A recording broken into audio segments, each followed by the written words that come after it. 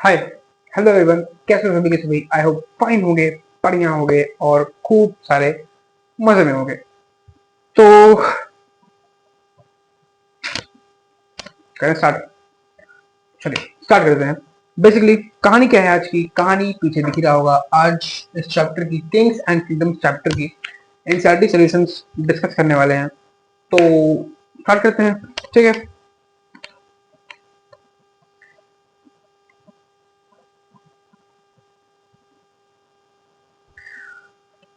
सबसे पहले भाई मैच द फॉलोइंग। ठीक है भाई, क्या है? Match the following. मैच करो। एक तरफ दी है डायनेस्टीज, दूसरी तरफ दिए हैं उनके डोमिनेटिंग एरियाज या फिर कहने रूलिंग एरियाज। उनको मैच करना है, ठीक है। तो गुरुद्वारा प्रतिहारा कहाँ जाएगा भाई? जीपी। गुरुद्वारा प्रतिहारा ये आई थिंक जाएगा गुजरात एंड राजस्थान, ठीक है। गुरुद्वारा प्रतिहारा गुजरात एंड राजस्थान में जाएगा। नेक्स्ट राष्ट्रकूटास। राष्ट्रकूटास कहाँ पे थे? राष्ट्रकूटास वेयर दे वर,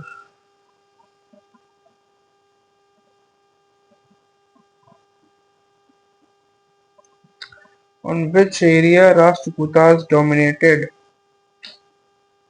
कौन से एरिया में थे?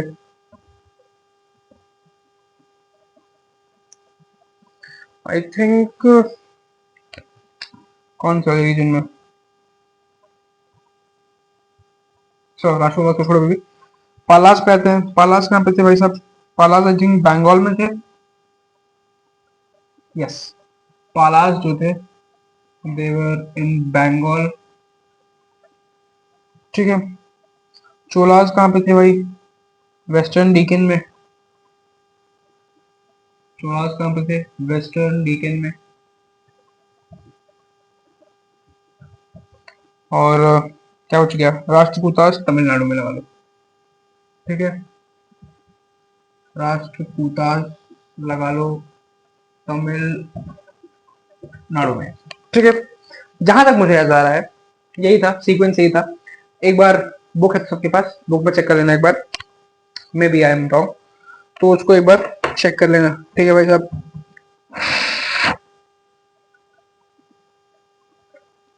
सेकंड क्वेश्चन है, who were the parties involved in the tripartite struggle?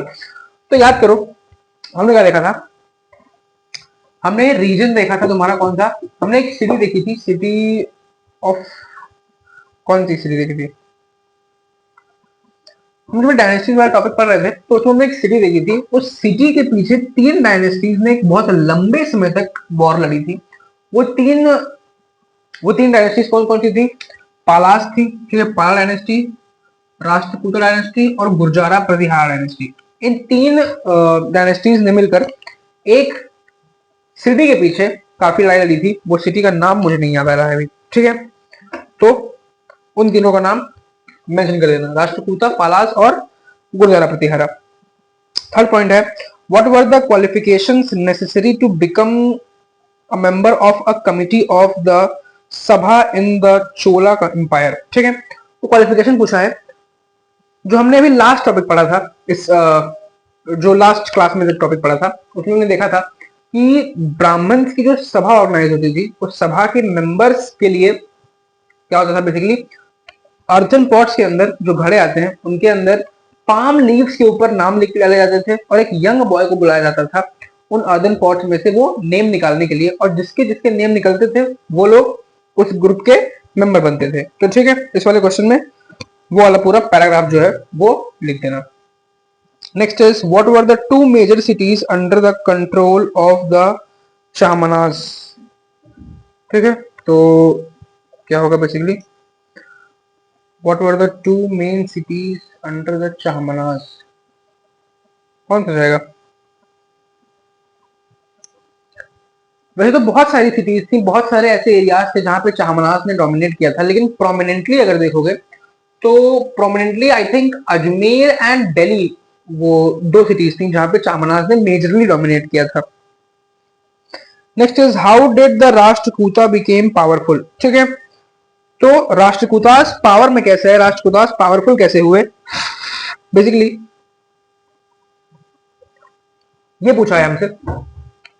तो इसके आंसर में क्या जाएगा, आंसर को छोड़ो, पहले टॉपिक देखते हैं कि कौन से टॉपिक से था। देखो एक निंजा टेक्निक बताता हूं क्वेश्चंस को सॉल्व करने की। सबसे पहले तो ये देखो, कोई क्वेश्चन आया है तो सबसे पहले ये आइडेंटिफाई करो कि किस टॉपिक से आया है। जब ये आइडेंटिफाई कर लोगे कि किस टॉपिक से आया है तो आंसर फ्रेम करने में आसानी होगी, क्योंकि फिर उस टॉपिक का कॉन्टेक्स्ट उठा के लिख पाओगे। ठीक है, तो बेसिकली अगर टॉपिक की बात करें तो इमरजेंस ऑफ न्यू डायनेस्टीज वाला जो टॉपिक था, मतलब ऐसा कोई एक पर्टिकुलर टॉपिक नहीं था, लेकिन जो हम एक टॉपिक हमने पढ़ा था उसमें यही चीजें बताई गई थी कि किस तरह से नई डायनेस्टीज बन रही थी, किस तरह से एम्पायर्स ब्रेक हो गए थे और नई नई डायनेस्टीज उनके अंदर से निकल के आ रही थी। तो उसमें हमने ये पार्ट पढ़ा था कि चालुक्य डायनेस्टी जो थी, ठीक है, चालुक्य डायनेस्टी जो थी, उस चालुक्य डायनेस्टी के अंदर थे ये कौन, चालुक्य डायनेस्टी के अंदर थे हमारे कौन थे भाई, चालुक्य डायनेस्टी के अंदर हमारे राष्ट्रकूटास थे। यानी कि चालुक्य डायनेस्टी मेन डायनेस्टी थी और उसके सबऑर्डिनेट में राष्ट्रकूटास थे। लेकिन राष्ट्रकूटास ने क्या किया, राष्ट्रकूटास ने जैसे हमने देखा था कि जो छोटे छोटे डायनेस्टीज होती थी उन्होंने क्या करना स्टार्ट कर दिया, पावर को गेन करने के लिए अपनी जो अपने से जो बड़ी डायनेस्टीज होती थी उन पे कब्जा करना स्टार्ट कर दिया। तो राष्ट्रकूटास बेसिकली चालुक्यास के अंदर में थे, लेकिन टू गेन पावर राष्ट्रकूटास ने क्या किया, चालुक्यास को रिमूव कर दिया और अपनी अलग एक डायनेस्टी फॉर्म कर ली। ठीक है, तो ये पूरा एक्सप्लेन कर देना उसमें। नेक्स्ट क्या है, what did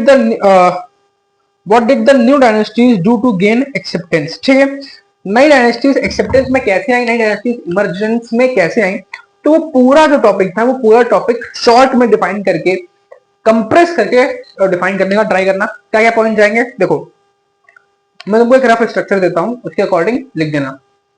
सबसे पहले तो ये लिखना कि जो सबऑर्डिनेट किंग्स होते थे उन सबऑर्डिनेट किंग्स ने ज्यादा पावर गेन करने के लिए क्या किया, अपने से जो बड़े राजा होते थे उनको धीरे धीरे रिमूव करना स्टार्ट किया और नई डायनेस्टीज का फॉर्मेशन वहां से हुआ। दूसरी चीज, कुछ जो डोमिनेंट फैमिली के लीडर्स थे, जैसे कुछ जो डोमिनेंट फैमिली के मेंबर्स थे, जैसे ब्राह्मण्स हो गए और कुछ वेल्दी लोग हो गए, उन्होंने अपनी मसल पावर और अपनी मिलिट्री पावर और इकोनॉमी का यूज करके क्या किया, मिलिट्री पावर, मसल पावर और इकोनॉमी का यूज करके उन्होंने क्या किया, डायनेस्टीज से पावर्स ले ली। ठीक है, तो ये 2 पॉइंट डिफाइन कर देना, आंसर के लिए इतना सफिशिएंट होगा।